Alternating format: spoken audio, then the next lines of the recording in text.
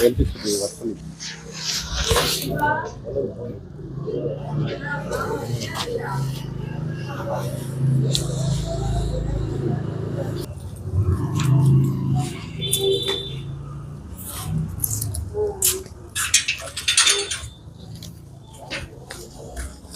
வாடா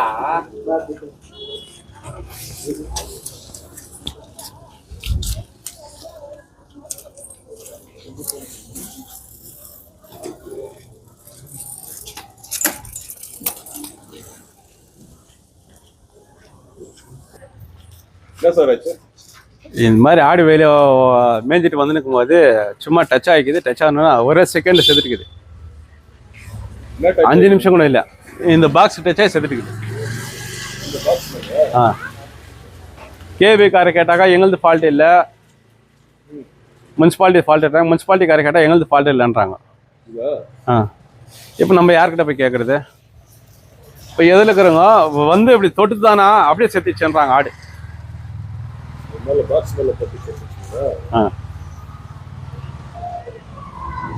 அதான் நம்ம கவுன்சிலர்கிட்ட சொன்னோம், எனக்கு தான் பண்ணி கொடு சாருன்னு. அவரும் யாராருக்கும் ஃபோன் பண்ணார். கேவி காருக்கு ஃபோன் பண்ணால எங்களது ஃபால்ட் இல்லை, மேலே ஒயர் கிரவுண்ட் ஆகிக்குது, அந்த வீட்டுக்கு போகுது இந்த வீட்டுக்கு போகுதுன்றாங்க. அப்புறமா மேலே ஒயர்லேருந்து கீழே இறங்கிது, பாக்ஸ் இறங்கிதுன்றாங்க. அப்போ நம்ம யாருக்கு சொல்கிறது?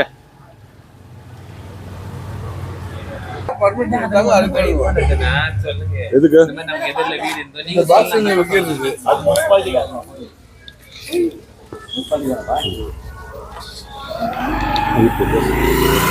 முனிசிபாலிட்டி கார் கொடுத்தாங்களா இல்லை கேபி கார் கொடுத்தாங்களா இல்லை யார் பர்மிஷன் கொடுத்தாங்கோ? எதுக்கு சார்? அது என்ன பாக்ஸ் அது? அது இது street light box. Street light box. Street light box அவளுக்கு கீழே போகிறதுக்கு சான்ஸே இல்லையா? அவங்களுக்கு பர்மிஷன் இல்லையா?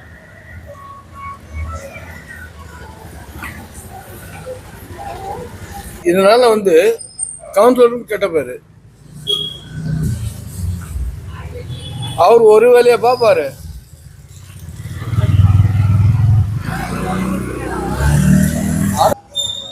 சார் இப்போ மழை வந்து நின்று சார் இப்போ மழை வந்தது இல்லைங்களா?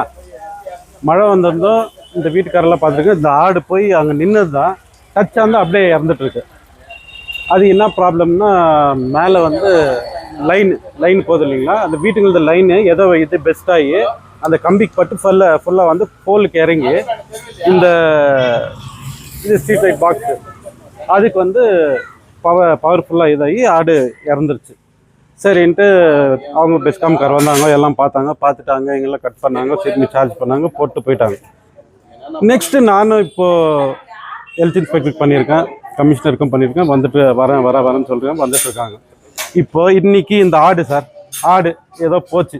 நாளைக்கு இதே யாருன்னா பசங்களோ மனுஷங்களுக்கு ஆயிருந்தா இப்படி தான் இவங்க நெக்லிஜென்ஸாக இருப்பாங்களா? ஒரு 5:20 இருக்கும்னு நினைக்கிறேன். இந்த பாக்ஸில் தான்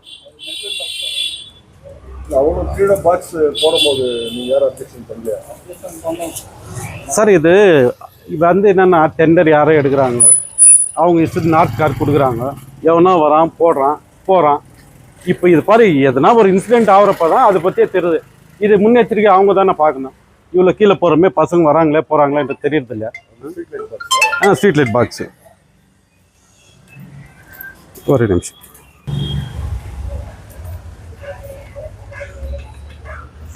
என்னோட ஒரே கொஸ்டின், இன்னைக்கு ஆட்டுக்கு ஆயிடுச்சு, அதே மனுஷனுக்கு ஆயிருந்தாலும் இப்படியே தானா?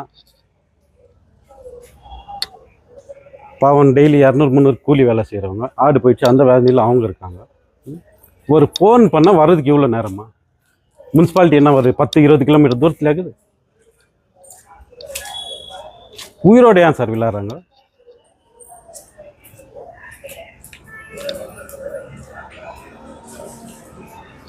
வரலாம் இங்கே நிற்கிறேன் சார். எப்போ வராங்க? ராத்திரி 12 மணி ஆனாலும் பரவாயில்ல, வரல இங்கே தான் நிற்கிறேன். வந்து இதுக்கு என்னன்றது அவங்களே வந்து சொல்யூஷன் சொல்லிட்டு போட்டோம்.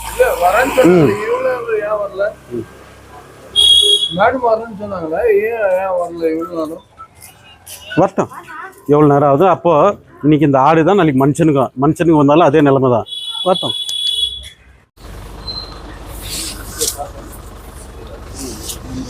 ಓಪನ್ ಇರ್ತದೆ ಸರ್.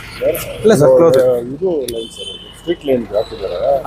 ಅದು ಜಂಕ್ಷನ್ ಬಾಕ್ಸ್ ಕೆಳಗಡೆ ಹಾಕಿದ್ದೀವಿ. ಇದು ಕಂಟ್ರೋಲ್ ಇಲ್ಲಿಂದ ಮೇಲೆ ಹೋಗುತ್ತೆ ಎಲ್ಲ.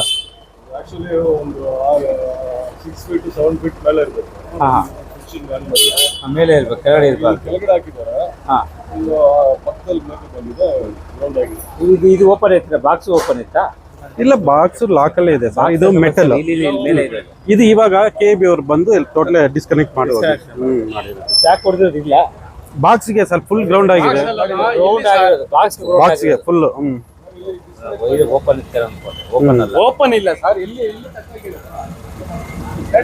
ಡಿಸ್ಕನೆಕ್ಟ್ ಮಾಡಿದ್ರು, ಗ್ರೌಂಡ್ ಆಗಿದೆ.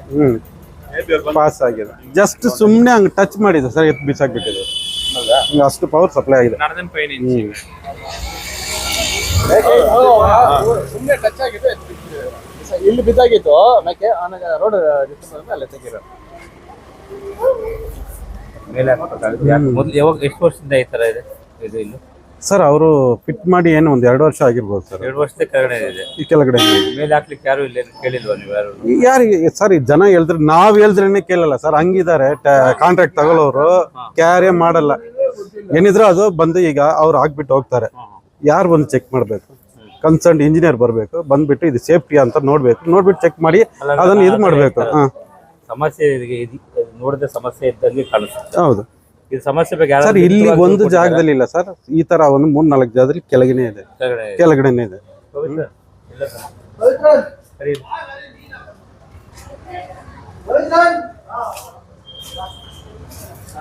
ಕಾಂಟ್ರಾಕ್ಟರ್ ಮಾತಾಡಿ ಒಂದ್ ಕಡೆ ಎಲ್ಲ ಈ ತರ 3 ಕಡೆ ಇದೆ ಅಂತ.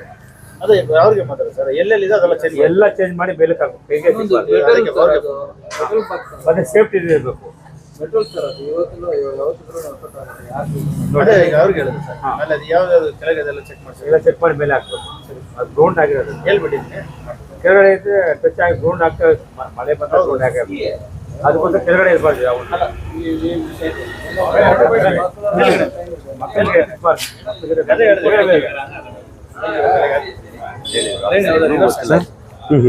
ನಾನು ನೋಡಿದ್ರೆ ಗೊತ್ತಾಗ್ತದೆ ಅಲ್ಲಿ ಇರಬಾರ್ದು ಅಂತ ನನಗೆ ಗೊತ್ತಾಗ್ತದೆ. ಇದು ಬಂದು ಅವ್ರು ಇನ್ಸ್ಪೆಕ್ಟ್ ಮಾಡ್ಬೇಕು ಸರ್. ಇನ್ನೊಂದು ನಾವು ಹೇಳೋದು ಕೇಳೋದೇ ಇಲ್ಲ ಸರ್.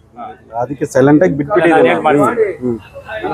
ಈಗ ಅದು ಏನೋ ಮೇಕೆ ಸರ್, ಅದು ಹೋಯ್ತು, ಅದು ಪ್ರಾಣನೇ.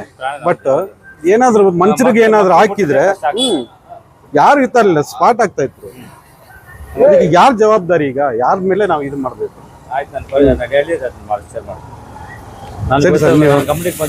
ಆಯ್ತು ಸರ್, ನೀವು ಇವಾಗ ಬಂದಿರೋದು ನಿಮ್ಗೆ ಗೊತ್ತಿರೋದು. ಈಗ ಇದು ಆಗಿದೆ. ಈಗ ಇವ್ರಿಗೆ ಏನಾದ್ರು ನಮ್ ಕಡೆಯಿಂದ ಆಗುತ್ತದ? ಅರ್ಜಿ ಕೊಡಿ, ಈ ತರ ಆಗಿದೆ ಅರ್ಜಿ ಕೊಡಿ. ಅರ್ಜಿ ಕೊಡೋನು ಮುಂದೆ ಒಂದ್ಸತಿ ಇದೇ ತರ ಹೋಯ್ತು. ಅದು ಹಸುನೇ ಹೋಯ್ತು, ಹಸು ಹೋಯ್ತು. 1 ಲಕ್ಷ ರೂಪಾಯಿ ಕಾಂಪಿಟೇಷನ್ ಆಯ್ತು. ಏನಿದೆ ಸ್ಪಾಟ್ ಸೆಟ್ಲ್ಮೆಂಟ್ ಮಾಡಿ ಕಾಂಟ್ರಾಕ್ಟ್ ಅವ್ನು ಕರ್ಸಿ ಇಲ್ಲಿ ನಾವು 100-200 ಕೂಲಿ ಕೆಲಸ ಹೋಗೋದು. ಹಂಗೆ ಮಾಡಬೇಡಿ. ಕಾಂಟ್ರಾಕ್ಟ್ ಅವ್ನು ಕಲ್ಸ್ಬಿಟ್ಟು ಅದೇನದು ಇವಾಗ ಸ್ಪಾಟ್ ಸೆಟ್ಲ್ಮೆಂಟ್ ಮಾಡ್ಬಿಡಿ. ನಾವು ಅರ್ಜಿ ಕೊಡೋದು ತಿರ್ಗಾ ಮತ್ತೆ ಆಫೀಸ್ ಹತ್ರ ಬರೋದು ಸಿಗೋದಲ್ಲ. ಮುಂದೆ ಒಂದ್ಸತಿ 1 ಲಕ್ಷ ರೂಪಾಯಿ ಸ್ಯಾಂಕ್ಷನ್ ಆಗಿದೆ ಇಂಜಿನಿಯರ್ ಹತ್ರ. ದುಡ್ಡು ಬರ್ಲಿಲ್ಲ, ಏನು ಬರ್ಲಿಲ್ಲ ನಮ್ಗೆ. ಸರ್ ಸ್ಯಾಂಕ್ಷನ್ ಆಗಿ ಬಂದಿದೆ. ಹಸು ಸತ್ತೋಯ್ತು, ಕರೆಂಟ್ ಅಲ್ಲಿ ತೆಕ್ಕೊಂಡು 1 ಲಕ್ಷ ರೂಪಾಯಿ ಸ್ಯಾಂಕ್ಷನ್ ಆಯ್ತು. 1 ರೂಪಾಯಿ ನಮ್ಗೆ ಸಿಗ್ಲಿಲ್ಲ. ಅದೇನಿದ್ರೆ ಇವಾಗಲೇ ಇದು ಮಾಡ್ಬಿಟ್ಟು ಕಾಂಟ್ರಾಕ್ಟ್ ನಿಮ್ದು ಜವಾಬ್ದಾರಿ ಇಲ್ಲ, ಕೌನ್ಸಿಲರ್ ಜವಾಬ್ದಾರಿ ಯಾವ್ದಿಲ್ಲ. KB ಅವ್ರು ಕೇಳಿದ್ರೆ KB ಅವ್ರು ನಮ್ಗೆ ತಾನು ಸಂಬಂಧ ಇಲ್ಲ ಅಂದ್ರೆ ಕಾಂಟ್ರಾಕ್ಟ್ ಬೇಸಿಗೆಲ್ಲ ಅದು ಕಾಂಟ್ರಾಕ್ಟ್ ಕರ್ಸಿ ಅದೇನಾದ್ರು ಸೆಟಲ್ಮೆಂಟ್ ಮಾಡಿ. ಕಾಂಟ್ರಾಕ್ಟರ್ ಹತ್ರ ಮಾತಾಡಿ ಸುಮ್ನೆ ಯಾಕೆ ಎಲೆಕ್ಟ್ರಿಕ್ ಬಾಕ್ಸ್ ನಾವು ನಿಮ್ಮ ಹತ್ರ ಬರೋದು ನೀವು ಸಿಗಲ್ಲ. ಮತ್ತೆ ನಾವು ಕೂಲಿ ಕೆಲಸ ಬಿಟ್ಬಿಡ ಅದು ಬರೋದು ಹಂಗೆ ಹೋಗ್ಬಿಡುತ್ತೆ. ನಾನು ಮಾತಾಡ್ತೀನಿ. ಆಯ್ತು. ಆಮೇಲೆ ನಮ್ಮ ಕೌನ್ಸಿಲರ್ಗೂ ಕೆಟ್ಟ ಹೆಸರು. ಇಲ್ಲ ಆಗಿರೋದು ಸರಿ ಇಲ್ಲ. ಅದು ಸರಿ, ಇದು ಮನೆಯವರೆಲ್ಲ ಕಂಪ್ಲೇಂಟ್ ಸ್ಟೇಷನ್ ಹೋಗೋಣ ಅಂದಿದ್ದೆ. ಸರಿ, ಕೌನ್ಸಿಲರ್ ಹೇಳಿದ್ರು. ಅದೆಲ್ಲ ನಾನು ಹೇಳಿದ್ದು ನಾನು ಕೊಡುಗರು ನಾನು ಹೇಳ್ತಾರೆ ಅರ್ಥ ಮಾಡ್ಕೊಳ್ಳಿ. ಇದು ಕೆಳಗಡೆ ಇರೋದು ಬೆಲೆ ಹಾಕ್ಲಿಕ್ಕೆ ಕಂಪ್ಲೇಂಟ್ ಕೊಡ್ಬೇಕಾದ್ರೆ ಯಾಕೆ ಕೊಟ್ಟಿಲ್ಲ ಅಂತ ಅವ್ರು ಹೇಳ್ತಾ ಇದ್ರಲ್ಲ. ನಾನು ಹೇಳ್ತಾ ಇದ್ದೀನಿ, ಪಬ್ಲಿಕ್ ಯಾರಾದ್ರು ಮಾತಾಡಿ. ಯಾರಾದ್ರು ಕಂಪ್ಲೇಂಟ್ ಕೊಡ್ಬೋದಾಗಿತ್ತಲ್ಲ, ಕೆಳಗಡೆ ಇದೆ ತೊಂದರೆ ಆಗ್ತದೆ, ಮೇಲೆ ಹಾಕ್ಬಿಡ ಅಥವಾ ಬೇರೆ ಕಡೆ ಶಿಫ್ಟ್ ಮಾಡಿ ಅಂತ ಯಾರಾದ್ರು ಕೊಟ್ಟಿದ್ದೀರಾ? ಅದ್ ನೋಡಿದ್ರೆ ಭಯ ಆಗಲ್ವಾ ನಿಮ್ಗೆ? ಹಂಗೆ ಹೇಳಕ್ ಆಗಲ್ಲ, ಅದು ಕೊಡ್ಲೇಬೇಕು ಸರ್. ಅವರು ಬಿಡಿ, ಕೊಟ್ಟಿಲ್ಲ, ನಾವು ನೋಡಿದೀವಿ. ಮೆಟಲ್ ಬಾಕ್ಸ್ ಹೆಂಗ್ ಸರ್ ಕೆಳಗಡೆ? ಮೆಟಲ್ ಬಾಕ್ಸ್ ಬೇಡ. ಮಾತಾಡಿ ಫೈಬರ್ ಹಾಕ್ಲಿಕ್ಕೆ ಹೇಳಿ ಮತ್ತೆ ಮೇಲೆ ಫಿಟ್ ಮಾಡಿದ್ದಾರೆ ಅದೇನಿದೆಯೋ ಅವ್ರಿಗೆ ಪರಿಹಾರ ಗುತ್ತಿಗೆದಾರ ಕಳಿಸಿ ಮಾತಾಡಿ ಪರಿಹಾರ ಕೊಡಿ ನಾನು ಹೇಳ್ತೀನಿ. ಅದೇನಿದ್ರೆ ಇವಾಗಲೇ ನೀವೇ ಮಾಡ್ಬಿಡಿ ಸರ್. ಕಮಿಷನ್ ಕಾಂಟ್ಯಾಕ್ಟ್ ಬೇಸಿಗೆ ಆದ್ರೆ ಮಾತಾಡಿ ಸರ್, ಮಾತಾಡಿ ಫೋನಲ್ಲಿ ಮಾತಾಡಿ. ನೀವು ಪರಿಹಾರ ಕೊಡಿಸ್ತೀವಿ ಹೇಳಿದ್ವಿ. ಸರಿ, ನಾನು ಇರ್ತೀನಿ. Thank you.